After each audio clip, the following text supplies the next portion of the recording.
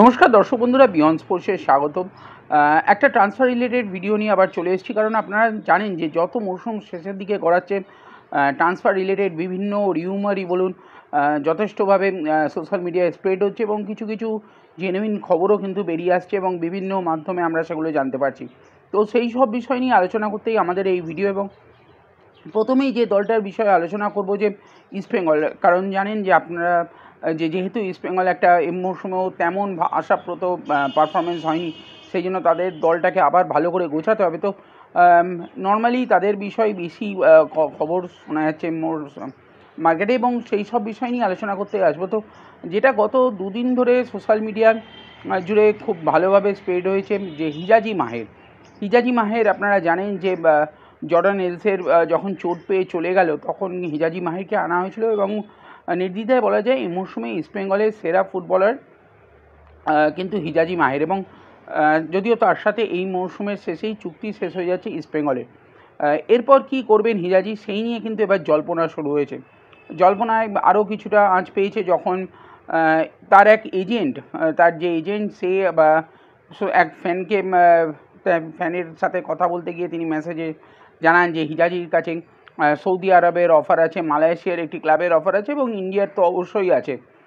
তো এবং এখনও পর্যন্ত ইস্টবেঙ্গল তার সাথে কন্ট্রাক্ট এক্সটেনশানের কোনো কথা কিন্তু এখনও বলেনি, সেহেতু তাকে নিয়ে জল্পনা হবে, এটাই স্বাভাবিক। এবং আজকে আরও একটা খবর বেরিয়ে আসছে যে এফসি গোয়া নাকি তাকে 2 বছরের চুক্তি দিতে রাজি হয়েছে। এছাড়াও মুম্বাই সিটি এফসিও তার কাছে একটা চুক্তি রেখেছে বলে খবর বেরিয়ে আসছে। তো দেখুন, হিজাজি মাহের কি করবেন অবশ্যই এখনও সত্যি নিশ্চিত নয়, এবং ইস্টবেঙ্গলে এখনও যদি কন্ট্রাক্ট এক্সটেন্ড না করে পরিকল্পনা করে থাকে, সেটাও কিন্তু সত্যিই এখনও এটা অবশ্যই চিন্তার বিষয় লাল হলুদ সমর্থকদের জন্য। তবে আরেকটা জিনিসও মনে রাখার বিষয় যে জর্ডান এলসে কিন্তু আগামী মরশুমে আশা করা যাচ্ছে চোট সারিয়ে ফিরবেন, এবং জর্ডান ফিরে এলে সেই পজিশানে আরও একজন ফুটবলার রাখা হবে কিনা সেই নিয়ে একটা সন্দেহ থাকছে। তবে হিজাজি মাহেরের যা পারফরমেন্স তাকে অবশ্যই ধরে রাখা উচিত বলেই আমরা মনে করি, এবং সেই জন্যই কিন্তু এদেরকে হিজাজিকে নিয়ে কথা হচ্ছে। তবে এজেন্টের বিষয়টা অন্ততপক্ষে বলতে পারি যে এটা হয়তো একটা দর বাড়ানোর খেলাও হতে পারে। ইস্টবেঙ্গল যে অঙ্কে চাইছে, সেই অঙ্ক সোশ্যাল মিডিয়ায় একটা খবর ভাসিয়ে দিয়েছে হিজাজি যে অন্য ক্লাবে চলে যেতে পারেন, অন্য দেশে চলে যেতে পারেন, এটা একটা দর বাড়ানোর খেলা হতে পারে এজেন্টের তরফ থেকে। কিন্তু শেষ পর্যন্ত হিজাজির বিষয়ে যা সিদ্ধান্ত নেওয়ার সেটা কিন্তু নেবেন কার্লেস কোয়াদ্রা। তিনি গিয়ে হিজাজিকে চুজ করে এনেছিলেন। তো কার্লেস কোয়াদ্রাত এই বিষয়ে শেষ কথা বলবেন, এবং আশা করা যায় যে আগামী কয়েকদিনের মধ্যে কোয়াদ্রাত কিন্তু এই বিষয়ে সিদ্ধান্ত নিয়ে নেবেন। এখনও জানা উচিত যে ইস্টবেঙ্গল যদি 3টে ম্যাচ জেতে, সেক্ষেত্রে তাদের কাছে কিন্তু সুবর্ণ সুযোগ থাকছে সুপার 6-এ যাওয়ার। তো এই সব বিষয়গুলো না ভেবে এখন কিন্তু তাদের খেলার দিকে মনোনিবেশ অবশ্যই করা উচিত। তবে হিজাজি মাহেরের কন্ট্রাক্ট এক্সটেন্ডটা কিন্তু অবশ্যই আমাদের মতে অন্তর্পক্ষে করা উচিত এবং অবশ্যই প্রয়োজনীয়। তবে কী করবেন আলটিমেটলি ডিসাইড করবেন কিন্তু কোচ কার্লেস কোয়াদ্রাত বলে আমার মনে হয়, কারণ কোয়াদ্রাতের সাথে 2 বছরের চুক্তি আছেই, তো তিনি তো থাকছেনই।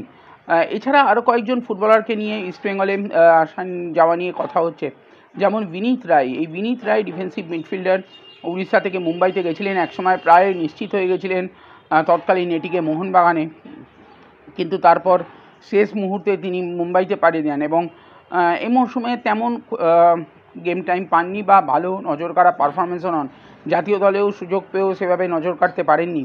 তো সেই বিনীত রায়কে এবার নিতে চাইছে বলেই খবর ইস্টবেঙ্গল ম্যানেজমেন্ট। তার এই মরশুমে চুক্তি শেষ হয়ে যাওয়ার পর কথাবার্তা এক প্রস্ত এগিয়ে হচ্ছে, তবে শেষ পর্যন্ত কী হয় সেটা এখনও ভাবার বিষয়।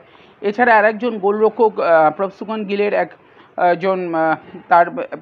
গিলের একজন ব্যাকআপ নিতে চাইছে ইস্টবেঙ্গল ম্যানেজমেন্ট। কমলজিৎ সিংকে ছেড়ে দেবে। এই মরশুমে কমলজিৎ একটি ম্যাচও খেলেননি, তো কমলজিৎকে ছেড়ে দিয়ে বাঙালি গোলরক্ষক শ্রমিক মিত্র চেন্নাইন এফসিতে খেলছেন তিনি এবছর। তবে পারফরমেন্স একদমই ভালো নয়, 3 ম্যাচে 8 গোল খেয়েছেন। তো সেই শ্রমিক মিত্রর সাথে চেন্নাইনের চুক্তি শেষ হয়ে যাচ্ছে এবং সেই শ্রমিককে নেওয়ার কিন্তু একটা কথা শোনা যাচ্ছে, ইস্টবেঙ্গলে। তার বিষয়েও কিছুটা কথাবার্তা এগিয়েছে বলেই খবর।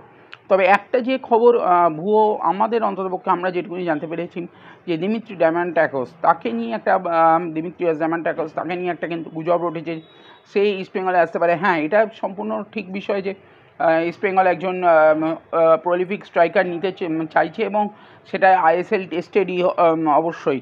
কিন্তু দিমিত্রি ডাইভান্টাকোস যে এখনই নিশ্চিত হয়ে গেছে এটা বলা যাবে না। অবশ্যই তার দিকে নজর থাকবে ইস্টবেঙ্গলের, তবে তার ব্যাপারে কিন্তু এখনও গ্রিন সিগন্যাল পাওয়া যায়নি কোচ কার্লেস কোয়াদ্রাতের তরফে, এবং কোচ কোয়াদ্রাতো তার বিষয়ে গ্রিন সিগন্যাল দিলে তবেই কিন্তু ইস্টবেঙ্গল ম্যানেজমেন্ট এগোবে বলে খবর। এখনও তার বিষয়ে খবর পাওয়া এখনও ফাইনাল নয় যে তাকে অফার করেছে ইস্টবেঙ্গল। প্রসঙ্গত বলে রাখা ভালো, অনেক জায়গায় উঠেছে যে নোয়া সাদুই এবং দিমিত্রির মধ্যে একটা সোয়াপ ডিল হয়েছে যে নোয়া গোয়া থেকে কেরালা গেলে সেক্ষেত্রে দিমিত্রি হয়তো কেরালা থেকে এফসি গোয়াতে যাবেন। তো সেটা একদমই অসত্য খবর বলে দেওয়াই ভালো। তবে এখনও আদৌ তিনি কেরালাতেই এক্সটেন্ড করবেন কিনা কন্ট্রাক্ট সেটাও একটা ভেবে দেখার বিষয় আছে। তো এখনই বলা যায় না দিমিত্রিওসের ব্যাপারে ইস্টবেঙ্গল এগিয়েছে, এটা কিন্তু এখনও কনফার্ম নয়। এছাড়া আর একটা যে ফুটবলার শ্রীনিধি এফসির একজন ডিফেন্ডারকে নিয়ে কথা হয়েছে, জগদীপ সিং। এই মরশুমে তার 3টে গোলও আছে এবং ভালো গেম টাইম পেয়েছেন। তো young defender, Bengaluru young United হয়ে, বেঙ্গালুরু 2 ইনফ্যাক্ট তাদের রিজার্ভ দল, এবং ইউনাইটেড হয়ে কিন্তু এখন তিনি এসছেন এই শ্রীনিধিতে, এবং এই মরশুমে ভালো পারফরমেন্স আছে। তো দেখার বিষয়, তাকে নিয়ে একটা জল্পনা উঠেছে যে তাকে অফার করেছে ইস্টবেঙ্গল বা তার দিকে নজর আছে। তবে এই বিষয়েও এখনও বলে রাখা ভালো, এ বিষয়ে কিন্তু ইস্টবেঙ্গল এখনও কিন্তু কোনোভাবেই এগোয়নি। এটা সম্পূর্ণ একটা রিউমার বলেই ধরে নেওয়া যেতে পারে। এছাড়া এবার যদি আসি, যে আপনাদের যেমন আগের দিনই জানিয়েছিলাম যে শ্রীনিধির একজন স্ট্রাইকার, একজন ডিফেন্ডার এবং একজন মিডফিল্ডারের দিকে, গোলরক্ষকের দিকে নজর আছে কিন্তু মোহামেডান স্পোর্টিংয়েরও।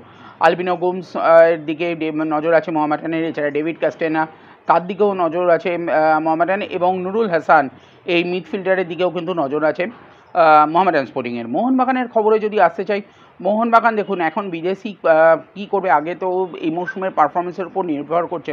তবে হামিলকে ছেড়ে দেওয়াটাই হয়তো এখন পর্যন্ত মনস্থির করে ফেলেছে মোহনবাগান ম্যানেজমেন্ট। হয়তো হামিলের কাছে কেরালার অফারও আছে, তো হামিল চলে যাবেন কিনা সেই নিয়ে একটা কথা থেকেই আছে। তবে বাকি বিদেশিদের নিয়ে মনে রাখা ভালো, সাদিকু এবং কামিন্স কিন্তু ক্রমশ ফর্মে ফিরছে, এবং তাদের সাথে যে ডিউটিটা এখন তৈরি হয়ে গেছে দিমিত্রি পেত্রাতোস, সাদিকু এবং কামিন্সের, এরপর এই জুটি ভাঙা কতটা ঠিক হবে সেটা নিয়ে কিন্তু প্রশ্ন থাকছে। এবং আমার মনে হয় না, যেহেতু এই সাদিকু এবং ইউস্তা এরা দুজনেই কোচ অ্যান্তোনিও লোপেজ হাবাসের চয়েস, তো তাদেরকে ছেড়ে দেবে বলে মনে হয় না।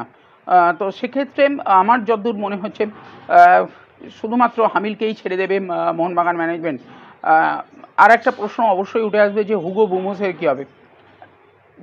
যদি অ্যান্তোনিও লোপেজ হাবাস থাকেন সেক্ষেত্রে কিন্তু হুগো বুমোসের অন্ততপক্ষে মোহনবাগানে খেলা মুশকিল আছে, এবং সেক্ষেত্রে হয়তো তাকে অন্য ক্লাবে ছেড়ে দেওয়া হতে পারে বলেই মনে করা হচ্ছে। তবে এখনও পুরো বিষয়টা ভাবনা চিন্তার স্তরেই আছে। এখনও যেহেতু মোহনবাগানের অনেক এখনও এই মরশুমের পুরো চ্যাম্পিয়নশিপের ব্যাপারটাই আছে, তো সব কিছুই এখনও এই বিষয়ে কোনো ভাবনা চিন্তাই এখনও মোহনবাগান ম্যানেজমেন্ট করেনি। এবং ভারতীয় ফুটবলার নেওয়ার বিষয়ে তাদের কিন্তু ভারতীয় ফুটবলার নেওয়ার তাদের সত্যি বলতে আর স্লট নেই। কিয়ান নাসেরি ছেড়ে গেলে হয়তো একজন যুব ফুটবলারকে, স্ট্রাইকারকে নেওয়া হবে, কিন্তু সেটাও কিন্তু প্রশ্নচিহ্ন থাকছে যে আদৌ নেওয়া হবে কি না, কারণ অনেক আছে, অপশান আছে মোহনবাগানের কাছে। সেক্ষেত্রে ভারতীয় ফুটবলার আদৌ কিছু নেওয়ার প্রয়োজন আছে কিনা সেটাও একটা সন্দেহ থাকছে। তো এই ছিল 3 প্রধানের খবর। ভিডিওটা ভালো লাগলে অবশ্যই বিয়ন্ড স্পোর্টসকে লাইক, শেয়ার এবং সাবস্ক্রাইব করবেন।